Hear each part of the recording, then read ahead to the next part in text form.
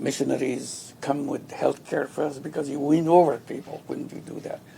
And if you provide some healthcare anywhere, you win over people because it's a bit quickest way to reach out to people's respect and admiration. So this provides the kind of a background to that. And when something is admired, it's also a field for exploitation. You use that admiration for some other motives. And in the case of healthcare, it may be money making, very simply, profit maximization behind it. So healthcare gets derailed because of the money making approach. So I wouldn't say wholesale that all money making healthcare is wrong. Get rid of it.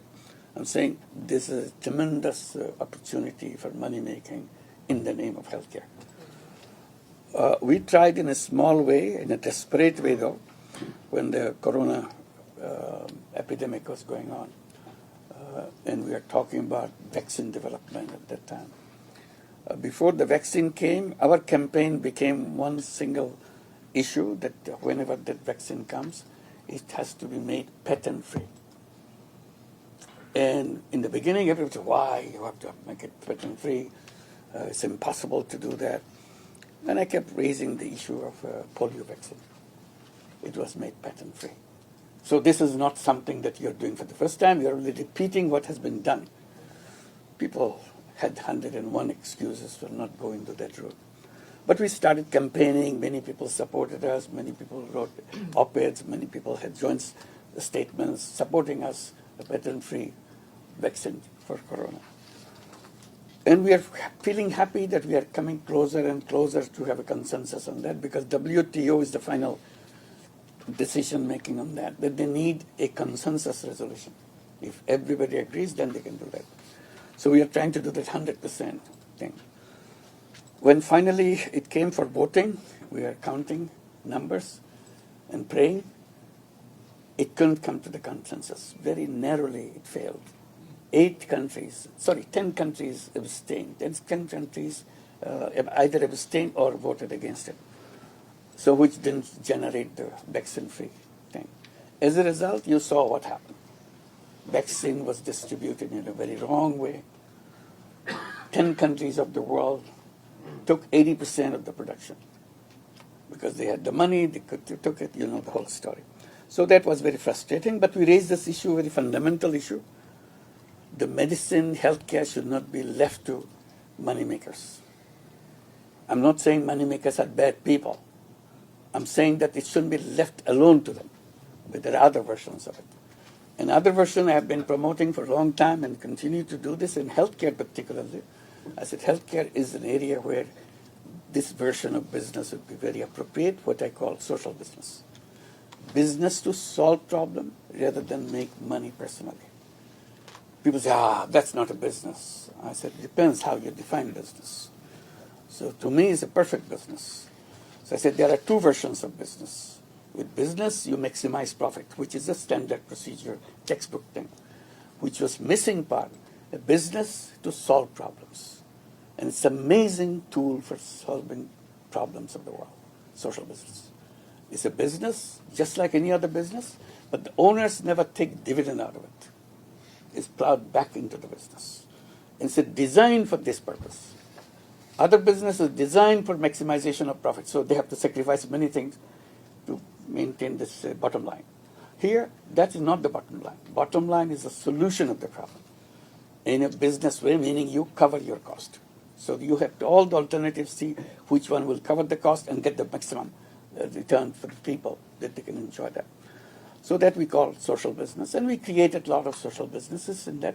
But basic social business that we started out with healthcare. So that people get the service, make the payment, but we are not using this payment to make money, but we kind of put it back into it so that it can grow. So healthcare was either profit-making or charity. There was no in-between. So we are raising this in-between thing. Let's do the in-between. It doesn't have to be profit-making, personal profit-making. It doesn't have to be charity. Most of the government programs are charity programs. So is UK healthcare program. It's a government-provided thing. You get it free. Government provides the thing.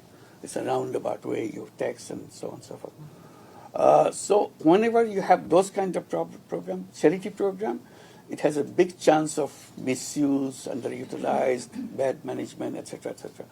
So I'm not just saying that it's wrong, but it has problems. I said you can overcome those problems if you run as a business and you run as individuals. You don't have to wait for the government. Government is a very bad kind of institution to provide service to people. They fail most of the time, and healthcare is a failure in almost all countries. So we are trying to promote that. You don't have to shut down the government services, simply replace, give people chances, whether you go to the government window, or you go to the social business window, or you go to the profit maximizing window. Those are the things. Something happened in between, which Omar mentioned right away. Technology. Fantastic thing is happening.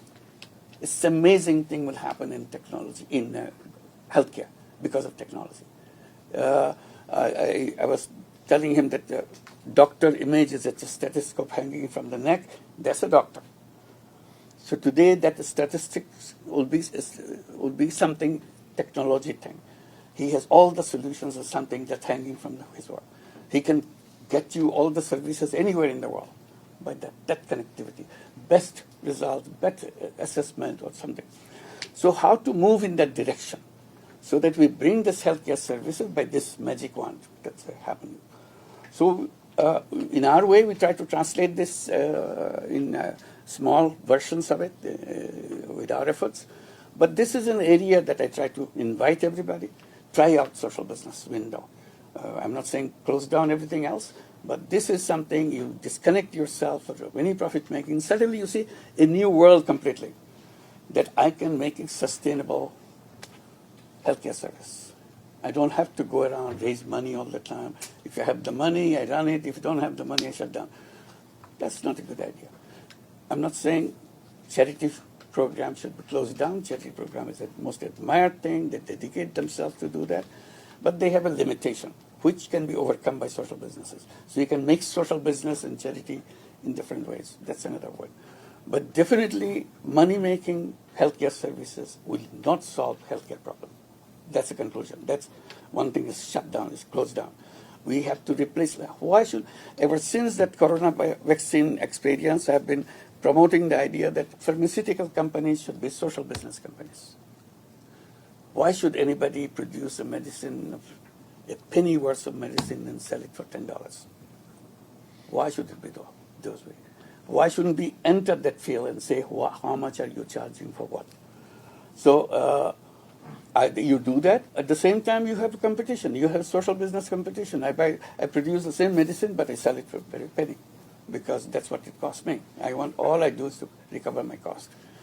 So that way is a very peaceful way to do that. So I'm saying all the pharmaceutical companies, I invite them and invite some of them to create new pharmaceutical companies as a social business companies, where you will be producing medicines which are disappeared from the market because it doesn't bring you money. There's 10 such diseases, you are more familiar than me, which has not been produced because it doesn't cover the cost. So cost meaning their cost, inclusion of profit and so on. So if you bring it a social business concept, suddenly it all becomes possible by combination of things that you want to do. So that's what my appeal is. Whatever you do, technology is a miracle.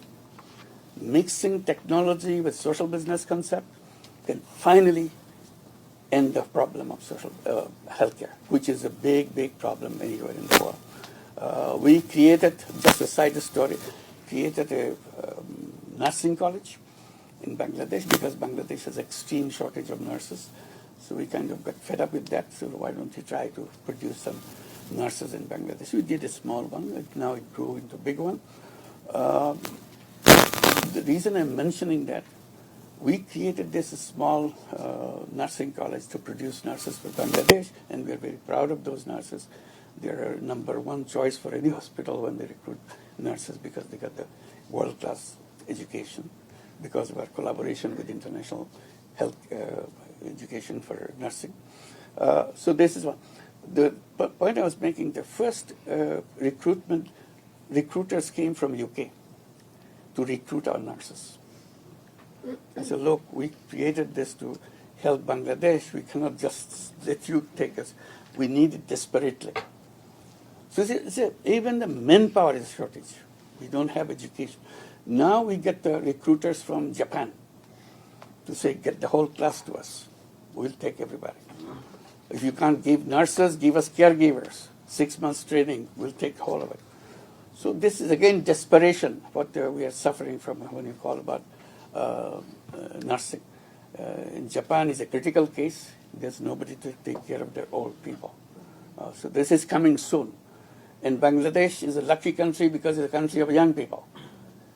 Half the population of 180 million, half the population is under the age of 26. So bright, new, young people. So give them any task, anything, any direction, they will take it. So these are the facilities that we have in the context. We can redesign the entire healthcare service. It's not just one or the other, which are important as an experience, but the vision would be to redesign the whole healthcare system because healthcare is a big failure. Thank you very much.